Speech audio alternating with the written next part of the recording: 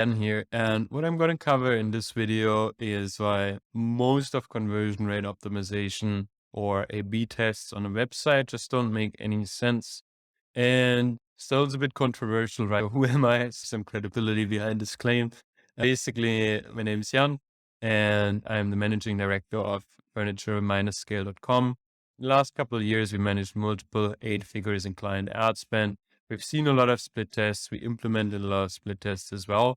And what we've learned over this time is that it just doesn't make sense a lot of the time what is actually happening on the A/B testing level on the website.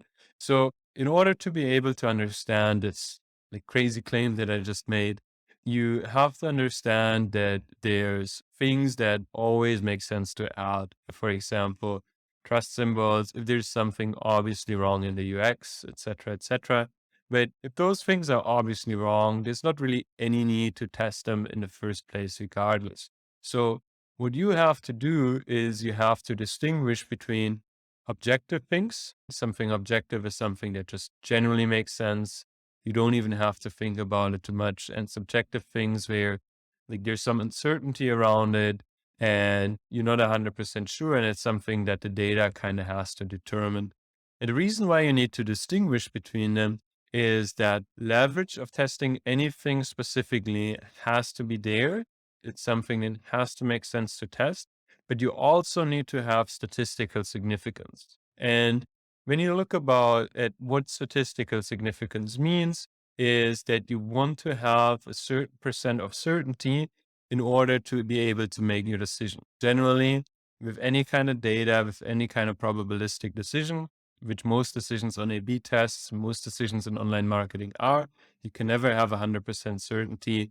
They need to have a percent. And that percent value should be fairly high in order for you to be able to actually rely on a statement.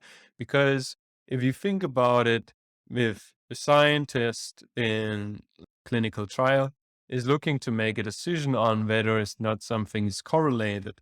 They're looking at 95% before making a claim saying, hey, this actually helps with this, or this may help with it, or it doesn't help, or there's just no correlation at all, or like more research is necessary, et cetera, et cetera.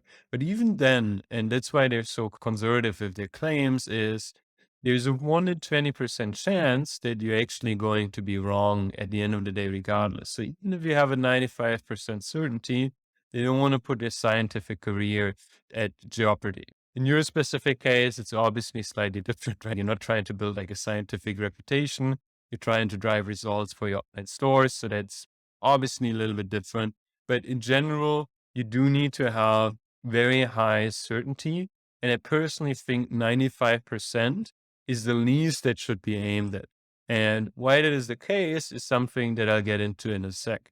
Because if you would test something that's incremental, it's going to take a very long time in order to actually get significance on is this working or not. So for example, if you're expecting very incremental improvement, like a 5 to 10% improvement in conversion rate, the issue becomes, well, A, the traffic quality, it fluctuates over time. The competition of auctions on specific platforms can fluctuate like crazy on a weekly level. Google is a little bit more forgiving with this, but these social networks, they're much more extreme, native networks as well.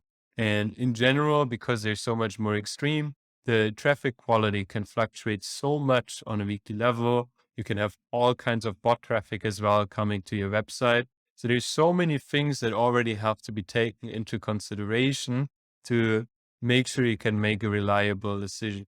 And the problem with these incremental things is that if you want to have significance on these things, it takes very, very long because they're incremental in nature. Like a 5 to 10% improvement. Generally, humans of stuff like this, we like to be a little bit overly confident with it. So realistically, it's going to be like a 5, maybe like a 3% improvement in conversion rate. The issue with it is that it takes so long to get data and to arrive at this 95% certainty because you actually need to look at purchases. You can't just look at the add to cart rate, for example. If you're looking at the add to cart rate, maybe that goes up and you can make a change on the product page, but that same change can result in a bigger drop off in the actual checkout, and overall it cancels itself out completely or even makes the results worse. So you do need purchase events. And specifically, if you have higher order values, or generally, if you're not getting very high order volume, it's not worthwhile to actually test these things. And for 95% of the furniture stores, this definitely does apply. So a time frame that I like to look at for this is 30 days. Why do I specifically like 30 days? Because you're not really affected by seasonality that much. You can plan promotions around that, or you can plan this time, like this test around promotions.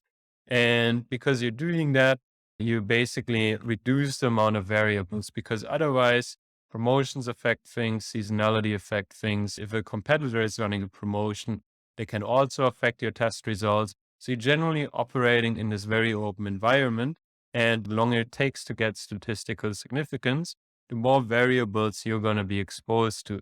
And the more variables you're exposed to, the more noisy your data becomes and the harder your data actually becomes to read. And it can be completely misread just because the auction competition was really high for a week or something like this. Another thing with that is that none of these things usually factor in the conversion rate for specific marketing channels. They don't factor in how much a click costs, and they also don't factor in how much profit is actually made per visitor. So the problem with that from a first principles point of view is that, for example, you could go ahead and lower your product prices, and then you're making less profit per visitor. The same thing applies for promotions, et cetera, et cetera. So what you want is you kind of want a structure that is more or less proof to promotions, but ideally you just want to run at times where there's no promotions at all. And if you do something, again, that you expect a 5 to 10% improvement from, you're not going to be able to see this fast enough. You're not going to be able to know, is this actually working or is it not working?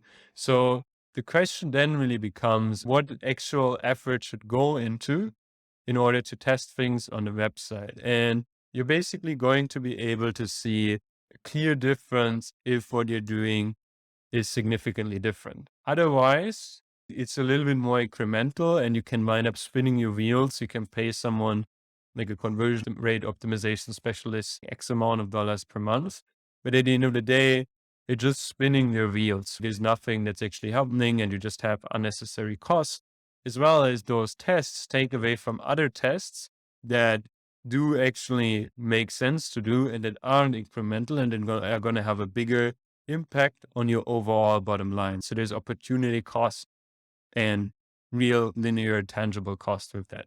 And these things that actually would make sense to test, for example, are completely different brand identities, completely new layouts on a website, very different copy structure, completely different images that are just 100% different, those kind of things.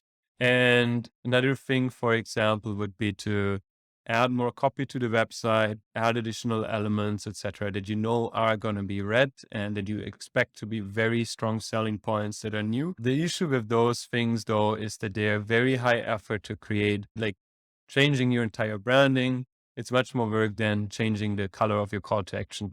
And there's usually also not that many that actually make sense in your specific situation. So what needs to happen is that you need to be reasonably certain that these things are actually worth testing out.